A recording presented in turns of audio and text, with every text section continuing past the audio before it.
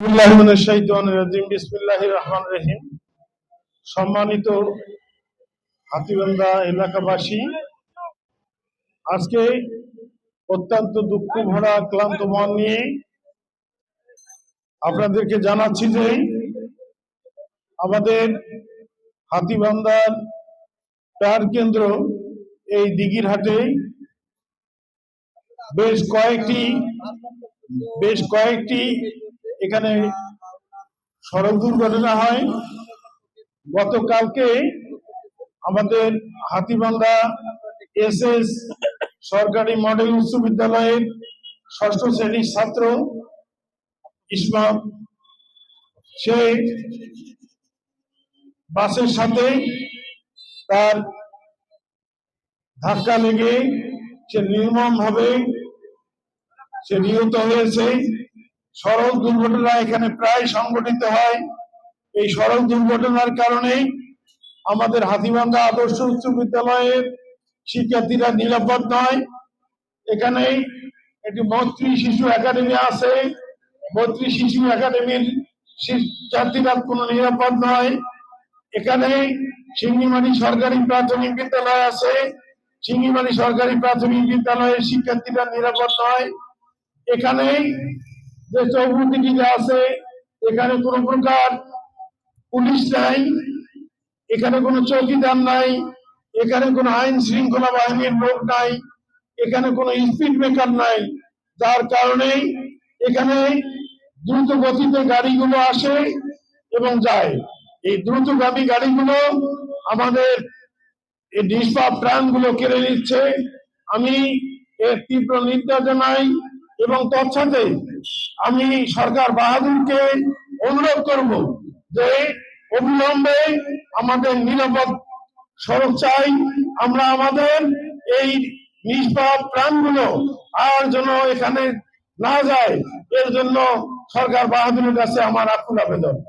সম্মানিত এলাকাবাসী, আমরা অনেক প্রাণ হারিয়েছি, আর প্রাণ হারাতে চাই না। আমরা আর প্রাণ কখনো হারাবো না। আমাদের এখানে যতগুলো মানুষ মারা গেছে, প্রত্যেকটা মানুষের পিছনে কতগুলো দেখা যায় যে পরিবার আছে, এই পরিবারগুলো এখন পথে বসে গেছে। সম্মানিত এলাকাবাসী, আমরা সরকার বাহাদুরের কাছে অনুরোধ জানাচ্ছি যে অবিলম্বে এখানে স্পিড ব্রেকারের ব্যবস্থা করুক, এখানে পুলিশের ব্যবস্থা করুক, আর এর মধ্য দিয়ে আমাদের জন্য আর কোনো অসুবিধা না হয় এই জন্য অনুরোধ রেখে আজকে মানববন্ধনে আমরা যারা অংশগ্রহণ করেছি সকলকে ধন্যবাদ জানিয়ে আমি আমার কথা এখানে শেষ করছি। আসসালামু আলাইকুম ওয়া রাহমাতুল্লাহি ওয়া বারাকাতুহু। আমরা এখানে মানববন্ধনের জন্য দাঁড়িয়েছি। গতকাল এসএস সরকারি উচ্চ বিদ্যালয়ের ষষ্ঠ শ্রেণীর একজন শিক্ষার্থী, তার নাম ইসলাম হোসেন, সে স্কুল থেকে বাড়ি ফেরার পথে এই আদর্শ উচ্চ বিদ্যালয় এলাকার একটু উত্তরে গিয়ে চলন্ত বাসের সাথে ধাক্কা লেগে সে তাৎক্ষণিকভাবে মৃত্যুবরণ করে।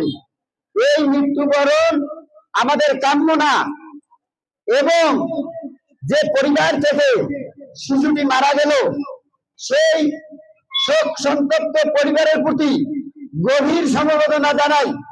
তারা যেন অতি সত্বর এই শোক, এই যাতনা, এই যন্ত্রণা থেকে পরম সৃষ্টিকর্তা যেন তাদেরকে কাটিয়ে তোলে, তারা যেন স্বাভাবিক জীবনে ফিরে আসতে পারে। এজন্য আমরা মৃতের আত্মার মাগফিরাত বা শান্তি কামনা করব। যে যে ধর্মে আছি আমরা, মুসলিম, হিন্দু, বৌদ্ধ, খ্রিস্টান, আমরা স্ব প্রার্থনালয়ে গিয়ে নামাজ পড়ার পরে, উপাসনা করার পরে এই মৃত্যু আত্মার জন্য আমরা শান্তি কামনা করব। আমরা যদি কথা বলতে চাই, এটি নতুন কোনো ঘটনা নয়, এটি দিঘিরহাটের ঘটনা নয়, এটি সারা বাংলাদেশের একটি বৃহত্তর সমস্যা। আজ থেকে 20 বছর আগে থেকে আমরা এই সমস্যায় জর্জরিত। আপনারা একজন নায়কের নাম শুনেছেন, তার নাম হলো ইলিয়াস কাঞ্চন।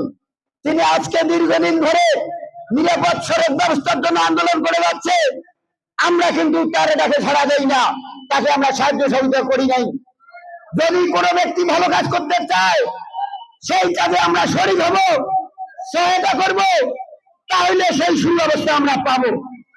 আজকে দেখেন প্রতিনিয়ত সারা দেশে এইরকম সড়ক দুর্ঘটনায় নিষ্পাপ শিশু থেকে বৃদ্ধ পর্যন্ত এই প্রাণগুলো ধরে যাচ্ছে। কোন লোকের মৃত্যুই আমাদের কাম্য নয়। এই মৃত্যু একটা পরিবারের জন্য ভয়াবহ যন্ত্রণা নিয়ে আসতে পারে। আমরা সজাগ হব।